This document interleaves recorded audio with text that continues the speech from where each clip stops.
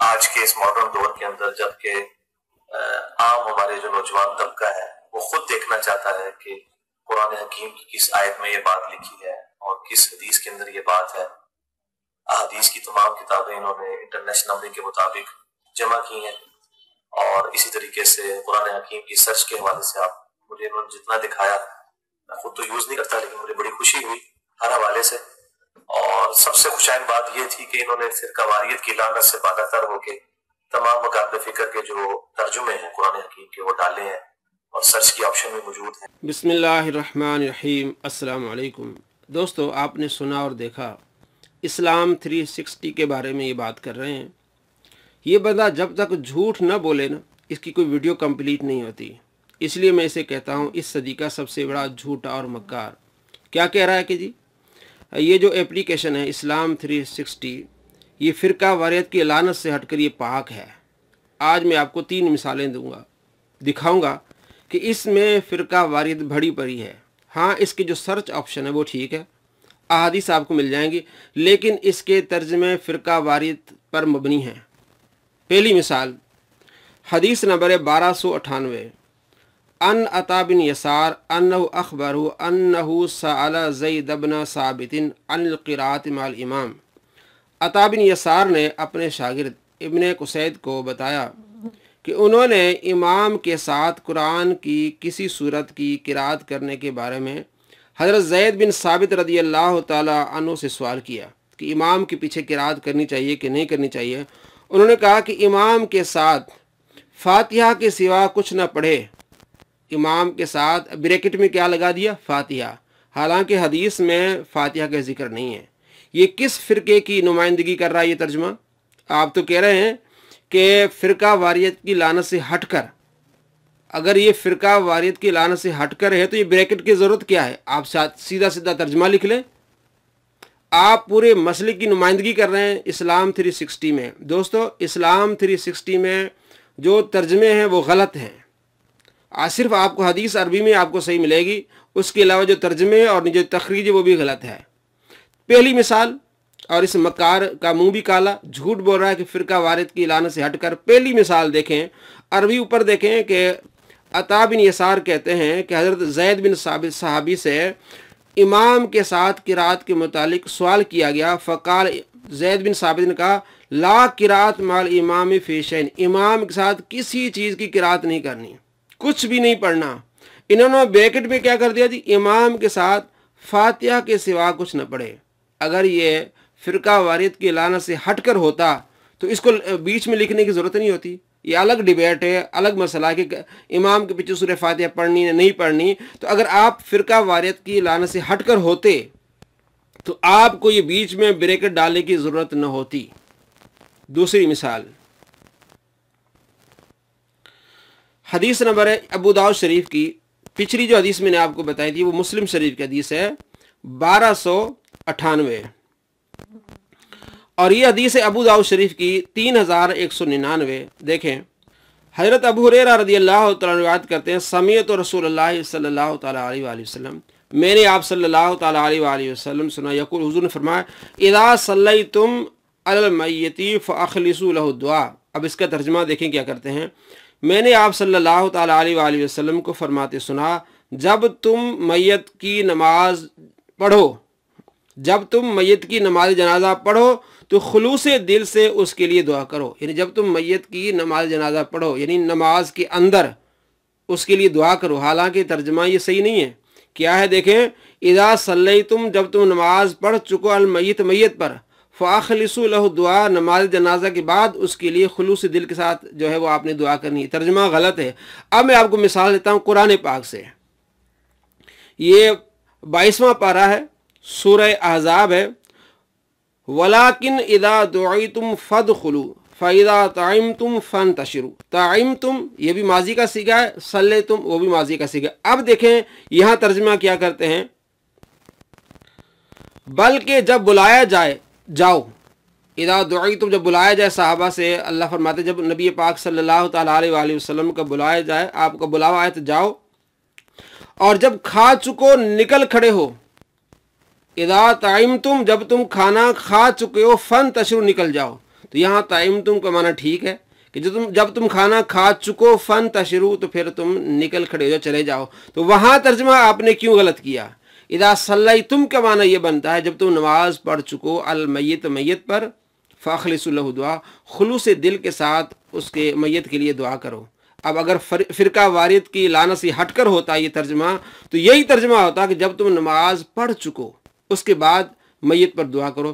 تو جس فرقے کی نمائندگی کر رہا ہے اسلام 360، وہ فرقہ امام کے پیچھے سورہ فاتحہ پڑھتا ہے، تو ترجمہ بھی وہی بریکٹ میں ڈال دیا، اور وہی فرقہ نماز جنازہ کے بعد دعا کا منکر ہے، ترجمہ بھی وہی کر دیا۔ میں نے آپ کو قرآن سے بتایا کہ قرآن میں اذا طعیم تم جب تم کھانا کھا چکو تو پھیل جاؤ، ٹھیک ہے۔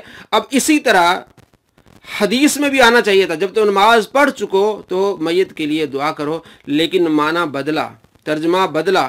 میں نے آپ کو 2 مثالیں، تیسری مثال دیکھیں، نسائی شریف کی حدیث ہے اور مسلم میں بھی ہے۔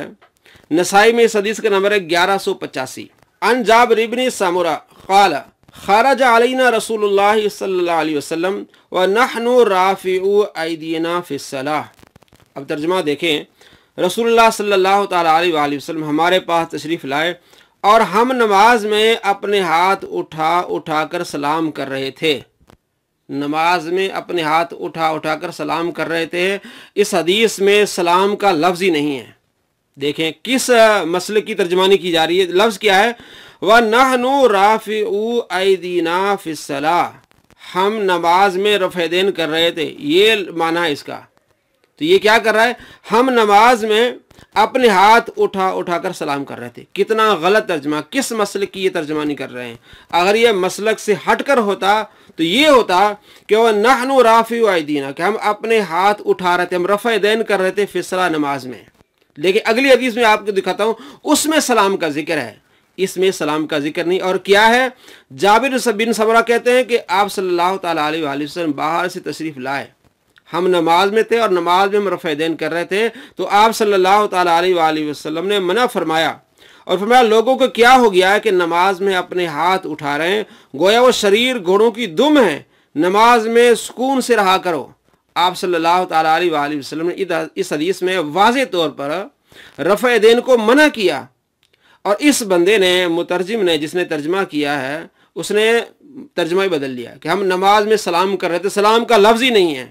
اب میں آپ کو اگلی حدیث دکھاتا ہوں، 1186، وہ تھی پہلی تھی 1185 اور یہ نسائی میں 1186، اس میں سلام کا ذکر ہے، یہ آخری نماز کے اینڈ پہ سلام کا ذکر ہے۔ دیکھیں جابر بن سمرہ روایت کرتے ہیں، کننا نصلی خلف النبی صلی اللہ علیہ وسلم، ہم آپ صلی اللہ تعالیٰ علیہ وآلہ وسلم کے پیچھے نماز پڑھ رہے تھے، اور پچھلی حدیث میں کیا تھا؟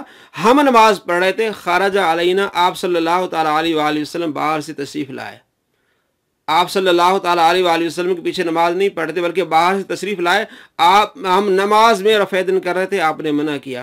اور یہ حدیث کیا ہے؟ کننا نصلی خلف النبی صلی اللہ علیہ وسلم، ہم آپ صلی اللہ تعالیٰ علیہ وآلہ وسلم کے پیچھے نماز پڑھ رہے تھے، فنسلم بایدینا، ہم اپنے ہاتھوں کے ساتھ سلام کر رہے تھے۔ اب یہاں لفظ آیا سلام کا، فقال ما بال هؤلاء یسلمون بایدیہم کأنها اذناب خیل الشمس، ہم لوگ نبی اکرم صلی اللہ تعالیٰ علیہ وآلہ وسلم کے پیچھے نماز پڑھتے اور اپنے ہاتھ اٹھا کر سلام کرتے تھے۔